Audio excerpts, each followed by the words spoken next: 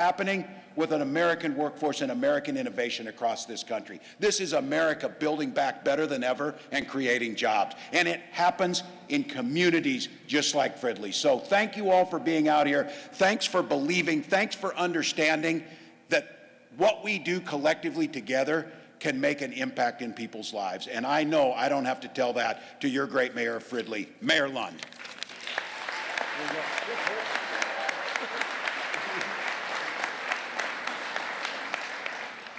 I may be a bit biased because you're in my city. Yeah! So I want to promote my city. This is a big day for Fridley because we're getting some national recognition, and albeit it's in a positive way, right? Yeah.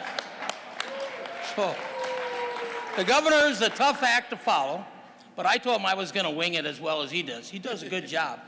I don't have as much speaking ability as he does, because usually where I fit in the political scheme of things, you know, at the bottom of the pile, I'm always the last person to speak, so this is quite unique for me. Usually I can just say ditto what everybody else said before me. So I got a little bit of a challenge here today because I got to actually say something profound. I want to thank, first off, all these people to my right over here that are the working people of this, of Cummins Generation Power. Thank you. And really, I just wanted to get a plug in there for all you, because you've been waiting in line for hours just like me. In any regard, it's great technology. It's good stuff for Fridley, good stuff for Cummins. I mean, I'm very impressed, proud to have them hosting this event in our town. And the innovation that they're going to be creating here, I got to thank the governor for his desire to see this all progress, as well as the Touring America that President Joe Biden is doing, and that he actually came to our community. All a great day for Fridley. Small, but a great day for Fridley. Yeah. And I appreciate it. Yeah. So thank you all for coming. And next up, of course, is Ilyan Omar, who's going to have some great words of wisdom for you all. Yeah.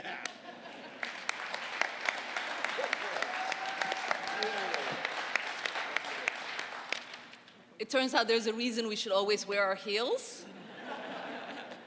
Well, good afternoon to you all here at Cummins, to Tony and the management, to the incredible staff. It's great to be back here visiting again. It's great to be here with the mayor. I did not know our mayor was so comical. I think we should do a competition with all the mayors in Minnesota's 5th Congressional District.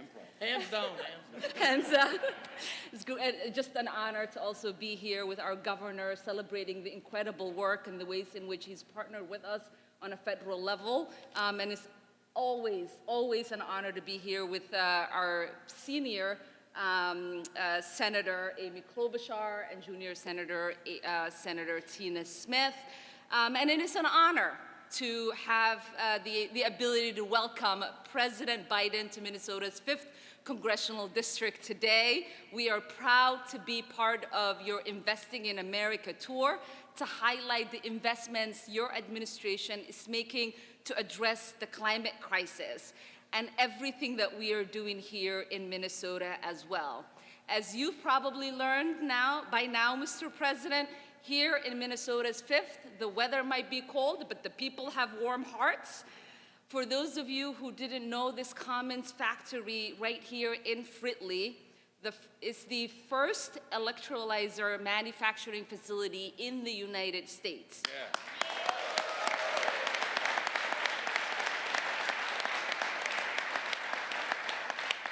The electrolyzers manufactured here produce clean hydrogen energy that will help decrease carbon emission and reduce our carbon footprint, which has been a priority for me and so many others who've been fighting against climate change.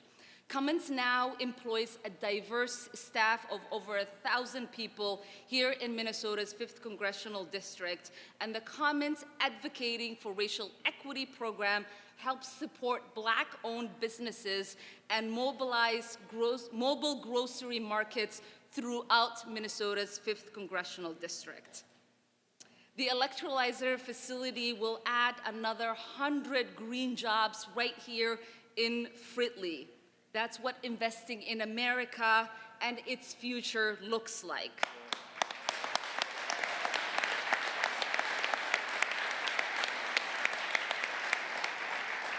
The success of the green energy revolution here in the 5th and across the country is large part thanks to the leadership of President Biden and the Democrats in Congress, who made the most significant investment in clean energy and climate change in our nation's history last Congress.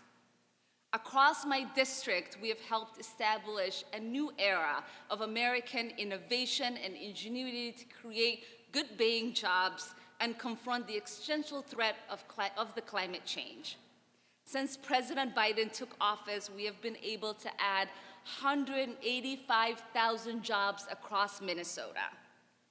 120,000 new businesses have also been created, and the president's efforts have spurred over $2 billion in private investments. Yeah.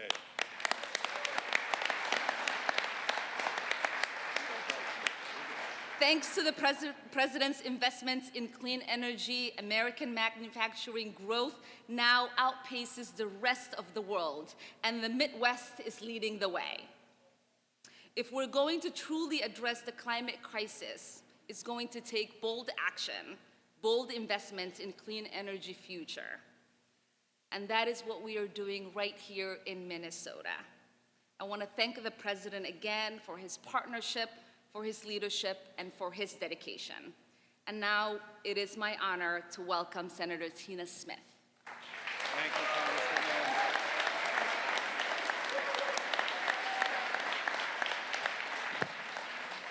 Good afternoon.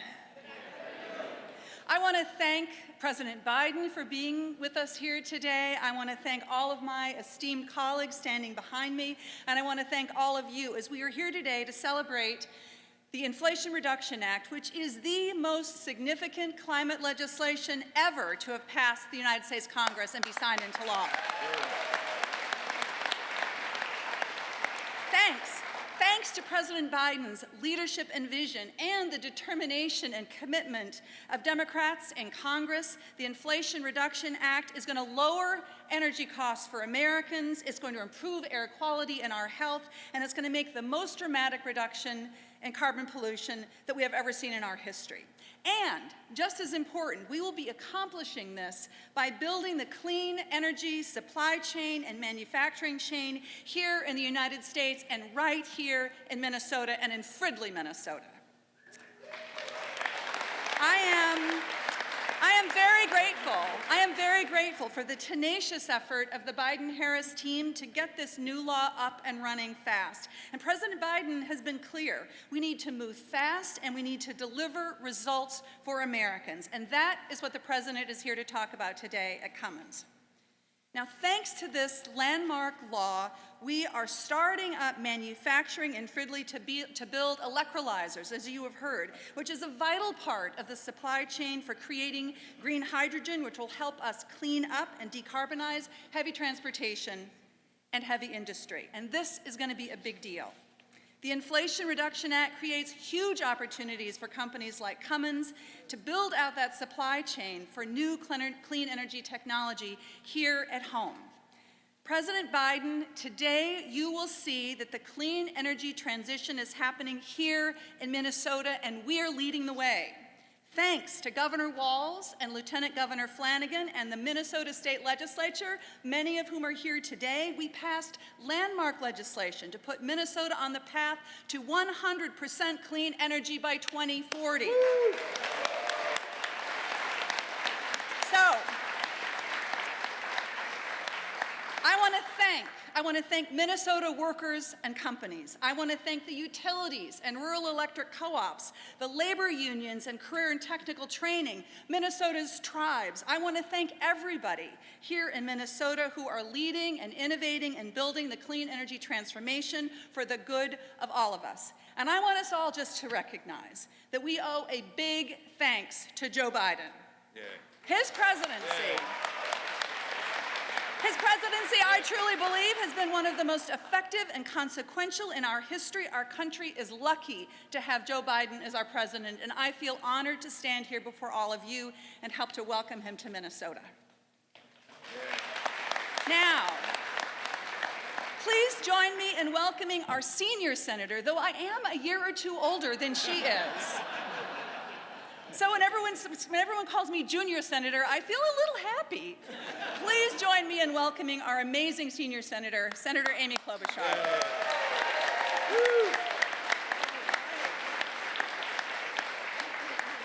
Well, thank you, Junior.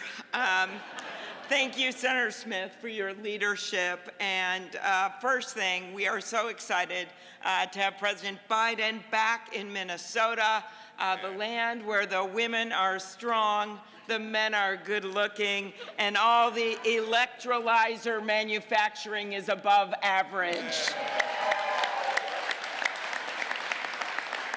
We thank the President for doing so much to make sure that good-paying jobs of the future are based right here in Minnesota, and yes, Mayor Lund, right here in Fridley.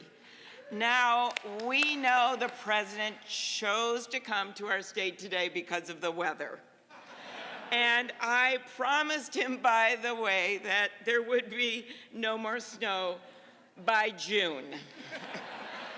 But it is wonderful to be here with the governor, with my good friend, Congresswoman Craig, by the way, is here, Angie Craig, as well as Tina Ilhan, and we also, of course, Betty McCollum is a member of our delegation. We actually saw Congresswoman Fishbuck when we were at the derailment in her district, and I will say Minnesota's congressional district delegation, just so you guys know, is half women, and we are one of only 4 states in the country to send not 1 but 2 women to the U.S. Senate. But we are most proud today of the Cummings workers.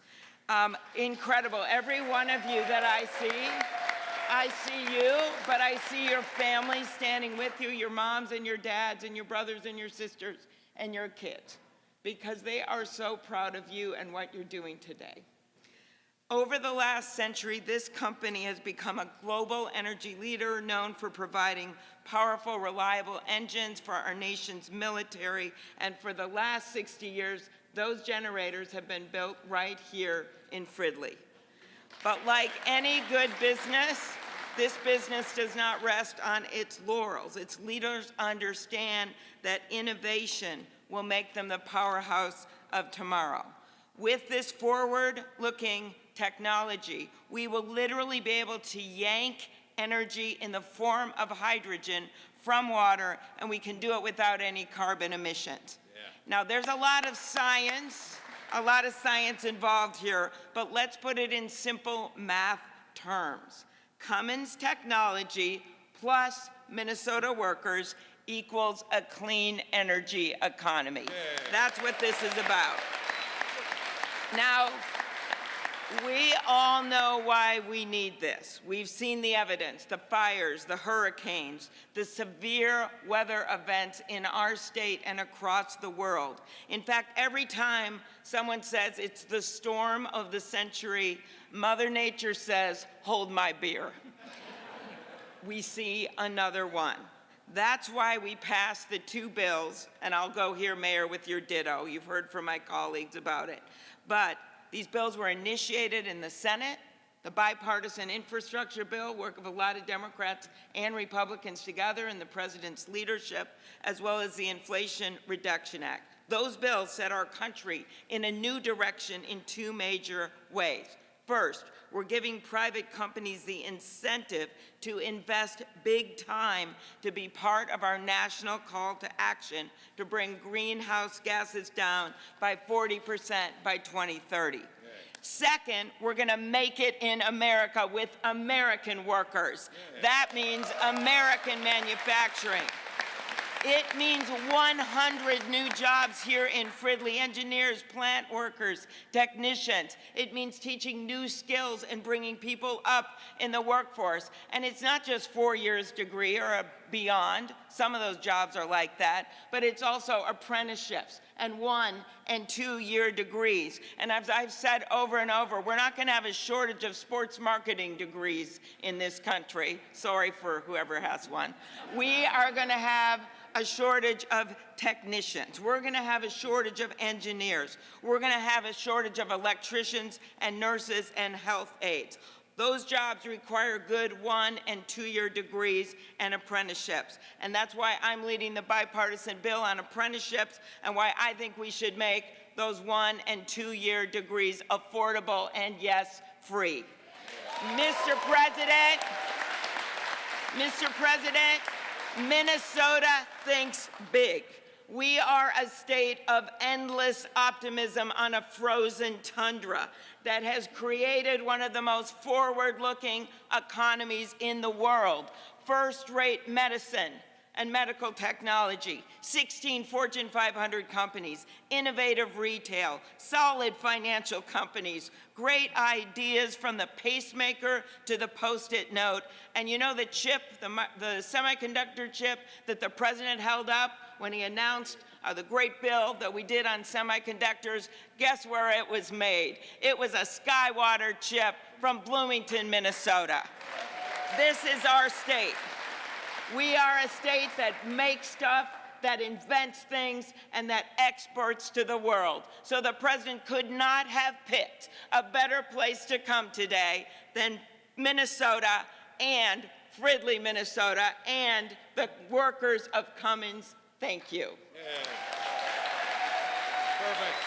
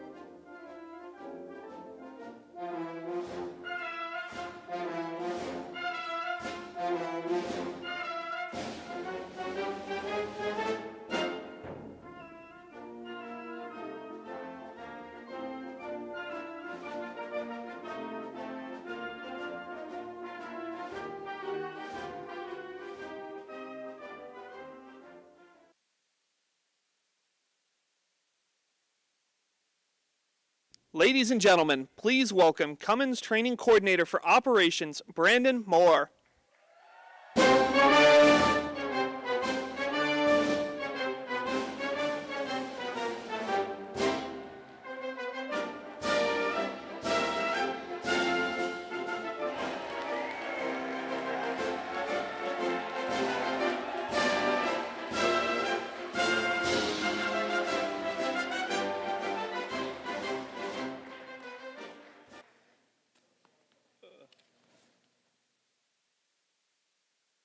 Hello, everyone.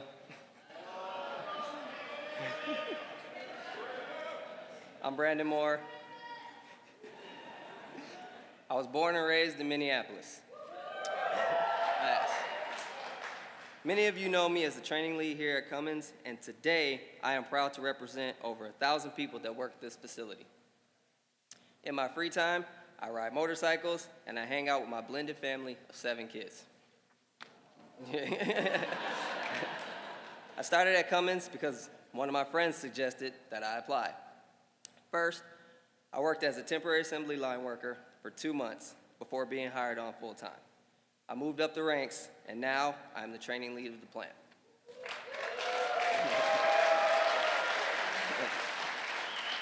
This means I train all the new hires who will be working on the shop floor on how to assemble, test, and package generators to be shipped across America and across the world, and that matters.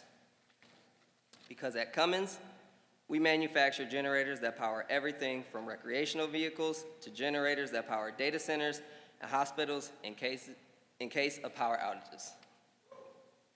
We are now building a new production line for electrolyzers that will use clean energy to power buses, trains, and so much more. I love working here, and I love being a part of an innovative company and a diverse team that builds things that have an impact on people's lives.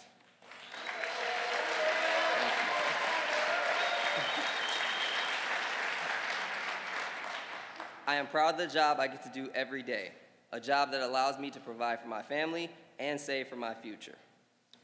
And I am proud to introduce someone who has always fought for the good-paying jobs and has always fought for the hard-working families. Please join me in welcoming the President of the United States, Joe Biden.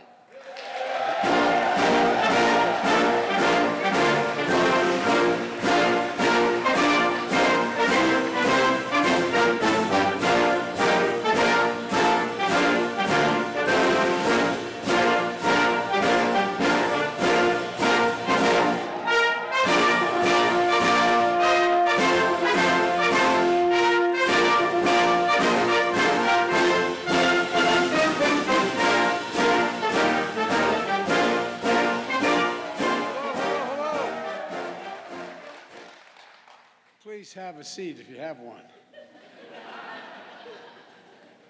As the governor's heard me say before, when I first became president, I was at a major event, and I said, everybody have a seat. And the press wrote, he's not so dumb, he didn't even know there were no seats. Anyway, I'm glad you have seats to sit in because you've been standing a long time. Folks, I want to thank Brandon for that introduction. And Mayor Scott Lund, thank you for the passport into the city. I promise I'll not abuse it. And the mayors of the Twin Cities are here as well. Jacob Fry from Minneapolis, where are you, Jacob? He was here. I guess he knew I was going to speak. And Melvin Carter, St. Paul. Look, thank you for joining us. And Governor Walsh, you and I have been working together for a while, man. You're the champion for Minnesota. You really are. Thank you for being here today. And thank you for your friendship. Minnesota's 2 outstanding senators, Amy Klobuchar, who is, by the way, in the Biden family, there's no woman as old as any man. So I think I know she has to be 30 to be a senator, but an incredible partner to me and who successfully helped lead the fight to lower the price of prescription drugs, which is a gigantic accomplishment. Together with Tina Smith, your other great senator. They work every day to reduce the cost to American families, safeguard basic rights, and bring manufacturing jobs back to Minnesota. You know, Congresswoman Omar, I want to thank you for being here. You never stop working to level the playing field for everybody. And you make sure no child goes hungry. And by the way, when I introduced this legislation, and she got very mad at me, because I had introduced first a Build Back Better proposal, which we ended up getting anyway. But she was kind of mad at me. But you love me again, right? Yes. All right. Okay. Well, that's basically with her husband sitting next to her too. Angie, where's Angie? There you are. Angie, thank you for being here as well. Advocate for making prescription drugs and everyday cost affordable for all of you people out there. And, you know, I want to thank Tony and everyone at Cummins to celebrate the investment you're making in clean energy manufacturing, good paying jobs, and American innovation. You know, I've asked most of the CEOs that I've come in contact with, and most of them I've met with Fortune 500, and I asked them the question repeatedly. When the United States government makes considerable resources available for new industries, what does that do to businesses? Does it dissuade them or encourage them? And the answer every single time is it encourages them to get into business. It encourages investment. Federal investment attracts private investment. It creates jobs and industries, and it demonstrates we're all in this together. And that's what today's all about. I'm here to talk about what we're doing to invest in America, invest in Minnesota, and the progress we've made in building an economy from the middle out and the bottom up. Because when it comes from the top down, my dad's kitchen table, not much dropped on that kitchen table from the top down. But when you build it the other way, everyone does well, and the wealthy do very well as well. So we don't have to worry about them. We're not hurting anybody. The progress we've made creating strong, sustainable economic growth has been real. We passed the American Rescue Plan, the most aggressive economic recovery since Franklin Delano Roosevelt. We passed the bipartisan infrastructure law, the most substantial investment since President Eisenhower invested in the interstate highway system. Bridges, roads, ports, airports, clean water, high-speed internet.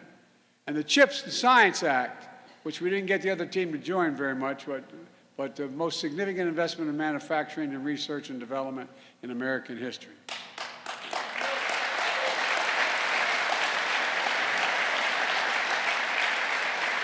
And the Inflation Reduction Act, the most transformative investment in climate ever. And by the way, not just ever here, ever anywhere in the entire world. The entire world.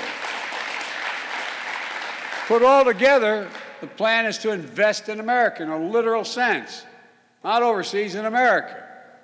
Invest in ourselves, and it's working. Here's what it looks like across the country. A record 12,400,000 brand new jobs, including 800,000 manufacturing jobs just since we came to office. That's more jobs in 2 years. That's more jobs in 2 years than any president's created in 4 years. And it's because of this group sitting right in front of you just heard from. It means we're recovering every single lost job in the pandemic and created 3 million more.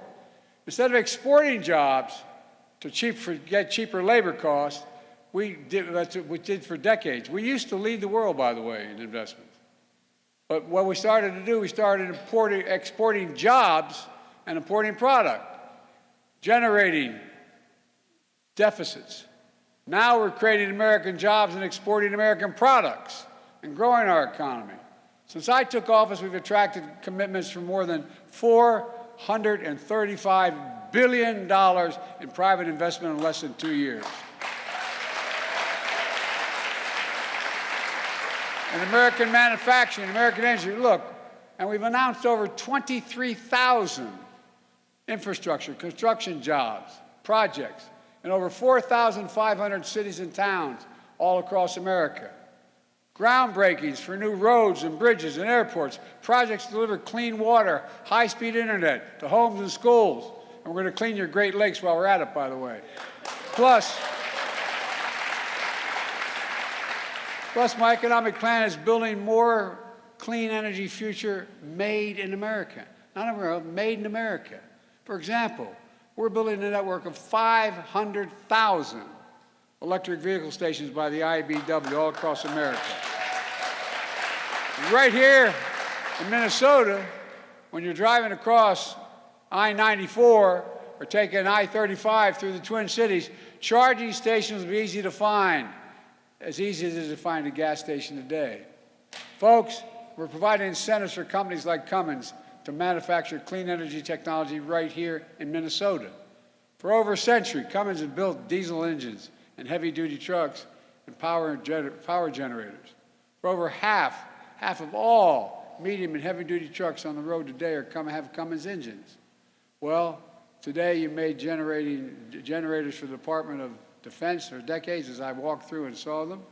World War II, 50% of all the diesel and gas generators used by the Allies in the war came from Cummins.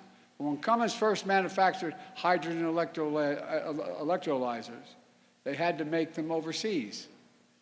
These are the machines that make clean hydrogen, a renewable energy used to power our economy, from clean cars to trucks to steel to cement manufacturing. But now, thanks to the Inflation Reduction Act, with the tax credits for renewable energy, Cummins is going to manufacture these electrolyzers here in America for the first time.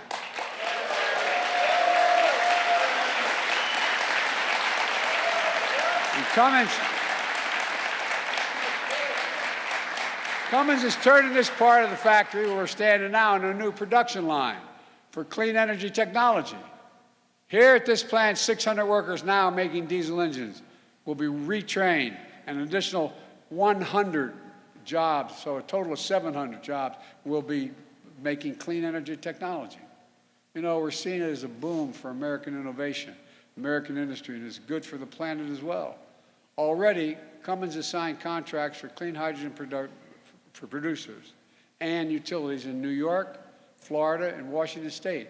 And it's just beginning, just beginning. Think about what it means for our supply chain and our communities. Before the pandemic, the supply chain wasn't something most Americans spent much time thinking about. But today, after delays for parts and products, everyone knows why supply chains are so important.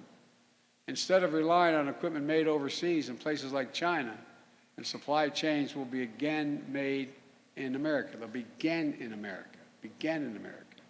Cummins will build the technology that produces clean hydrogen. Companies and utilities across the country will use those products to make clean hydrogen. And trucks made in America with zero-emission engines will be powered by clean hydrogen. And by the way, that includes Cummins, which just today announced that it will invest over $1 billion at a plant in New York and Indiana and North Carolina to produce low-carbon, zero-emission engines for trucks.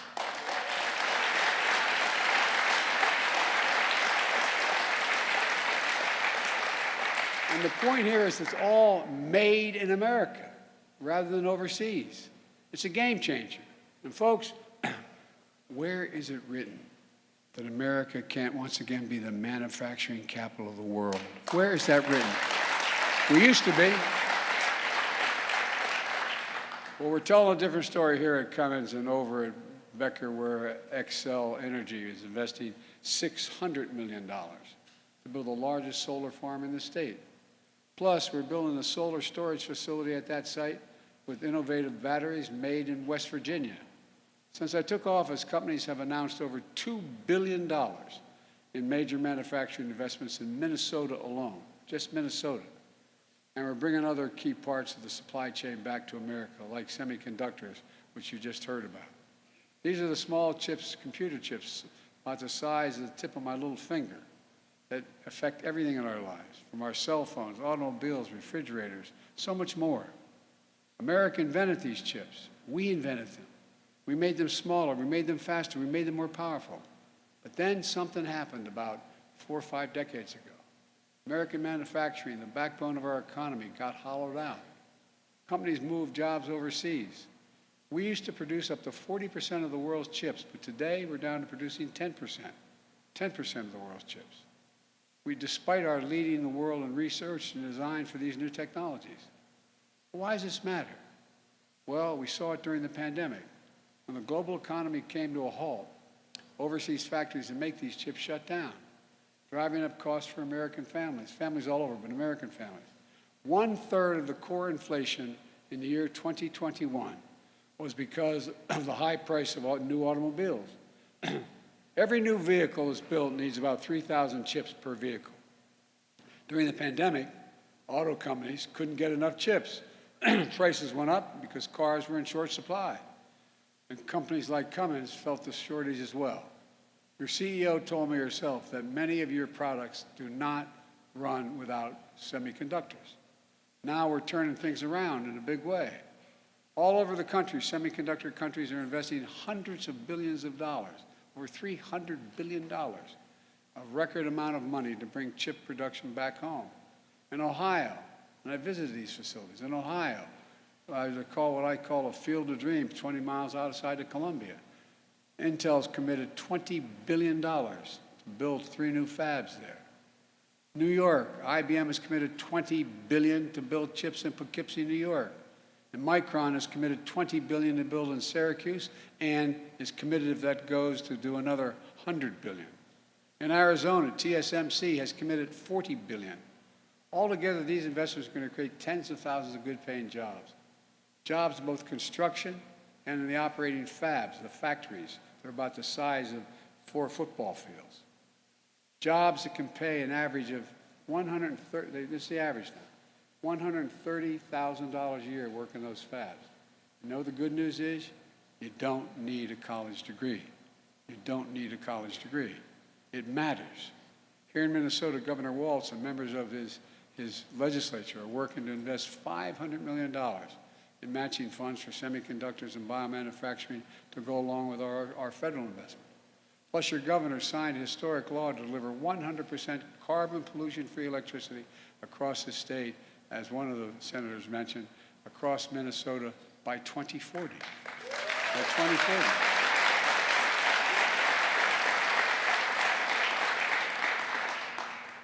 Hubert Humphrey would be proud.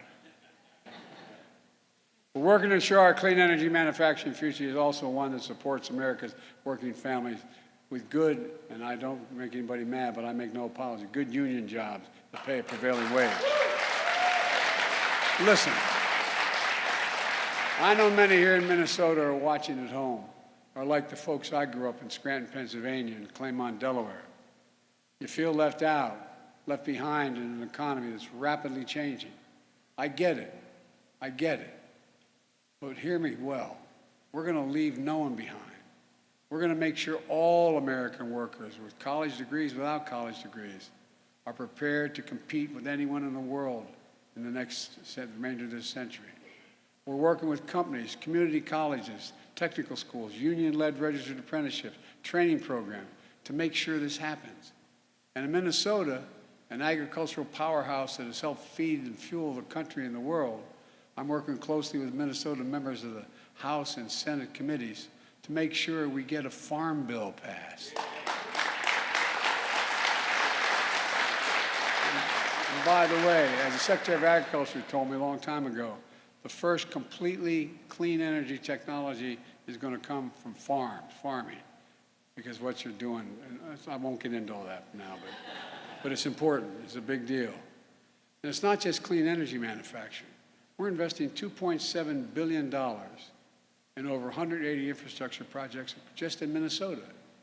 I-90, we're repairing 10 bridges, improving ramps and traffic signals to reduce traffic and make driving safer. Replacing the main roof over Terminal 1 at the Minneapolis-St. Paul International Airport, so it's cooler in the summer and you can heat it in the winter. In Duluth and across the Great Lakes region, we've committed $1 billion to clean up reservoirs and waterways.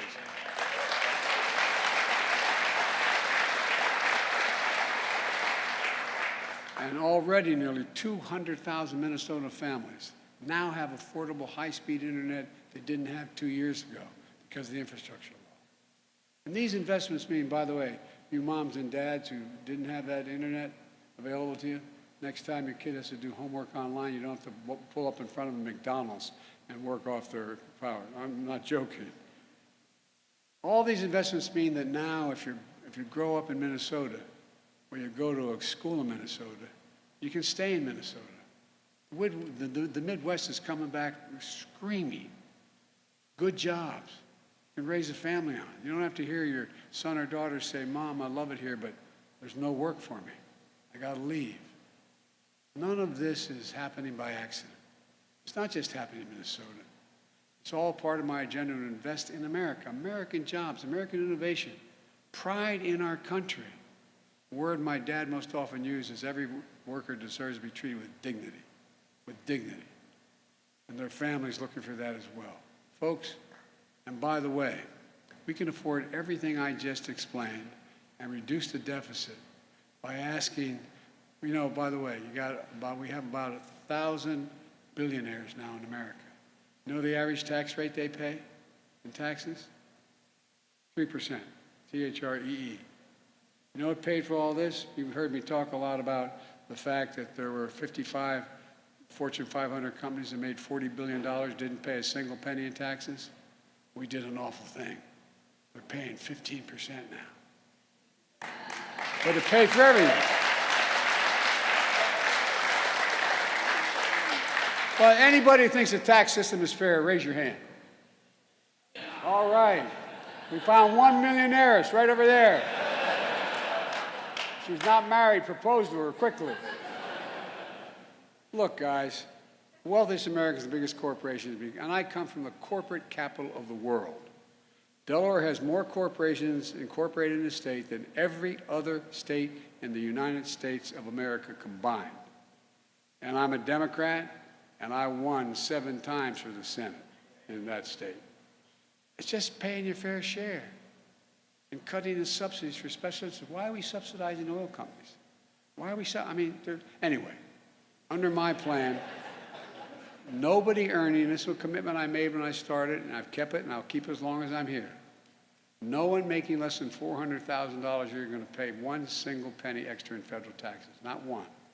And for example, because the law that I worked on for decades and got signed into law last year, with the help of your congressional delegation, took on Big Pharma.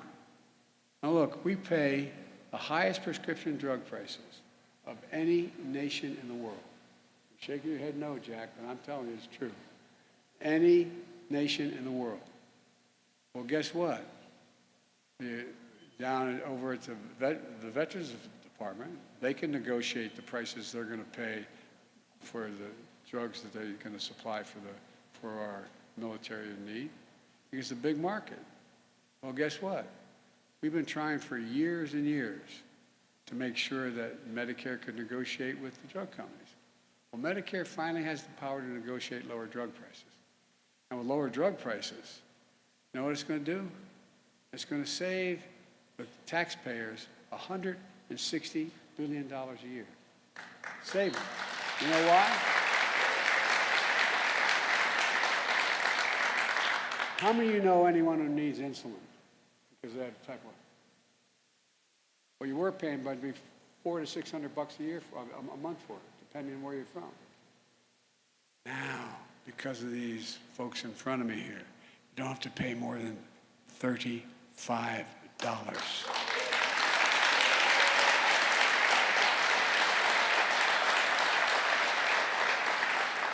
You know why? That's fair for a simple reason. You know how much it costs to make it? The insulin? $10. $10.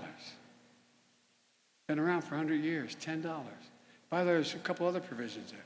If your mom or dad, God bless them, are on expensive prescription drugs, and God forbid they get cancer, well, they can pay as much as $14,000 a year for the cancer drugs they need.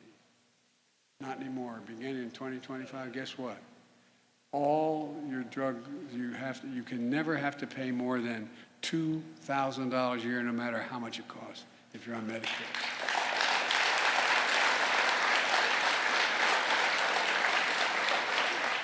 Because Big Pharma can no longer rip us off by charging exorbitant prices for prescription drugs. In my first 2 years in office, we brought down the deficit.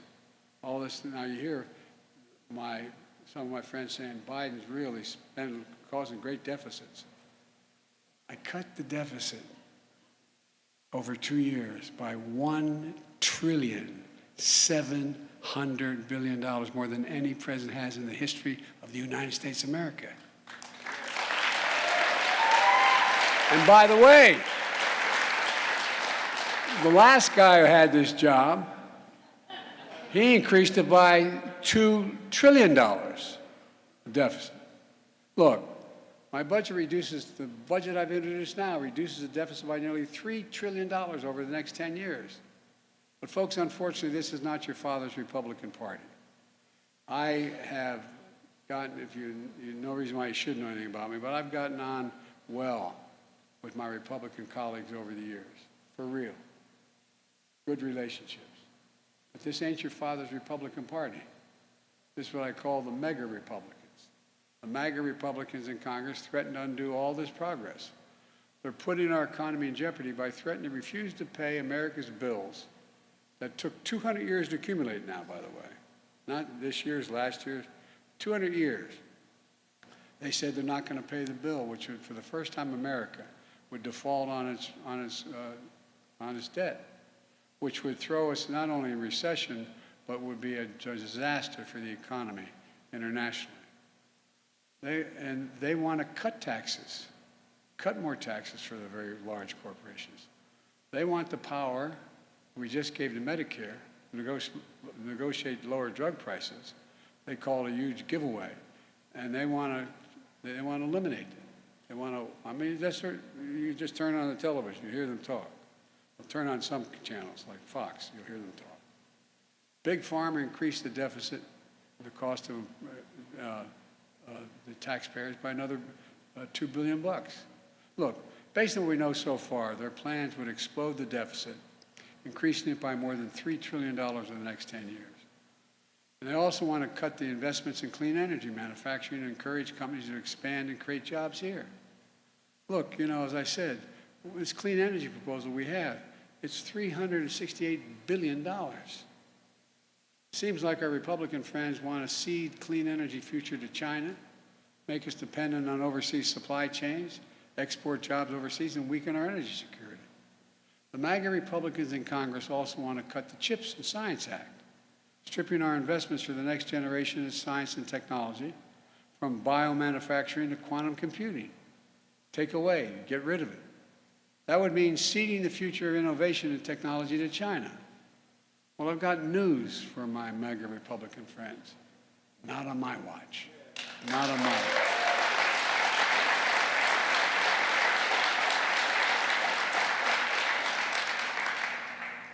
I'm not going to let them undo the progress we've made. Look, let me close with this. I've been determined to make things in this country again, to build manufacturing capacity in America, to make sure we're never again in a position where as we were during the pandemic, we're relying on other countries to make things we need badly at home. Some folks didn't believe we could do that, but we made it. We made no bones about it. I've said for a long time, if we invest in America, we can change the country's future. We have the best scientists in the world. We have the best research universities in the world. We're the most productive workers in the world. When I asked the South Korean country why I was going to invest over $100 billion in the United States to move their semiconductor factories here, you know what they said? You have the best workers in the world and the safest country in the world. That's what the president of the outfit said. But too long, we sat in our hands. How in God's name can we remain the most competitive nation in the world without investing in America? And 30 years ago, we invested 2% of our entire gross domestic product. That's everything we do. 2% of that we invested in research and development, pure research. By the time I came to office, that was down to 0.7%. We're going to turn that around. We're proving it's never been a good bet to bet against America. I've never been more optimistic. I mean this from the bottom of my heart. I've never been more optimistic about the future of our country. But just remember, it's just important to remember who we are. We're the United States of America. There is nothing beyond our capacity. I believe that with every fiber of my being. When we work together, there's nothing can stop us. And that's my intention. Work with whatever will help get this thing moving. God bless you all. May God protect our troops. Thank you.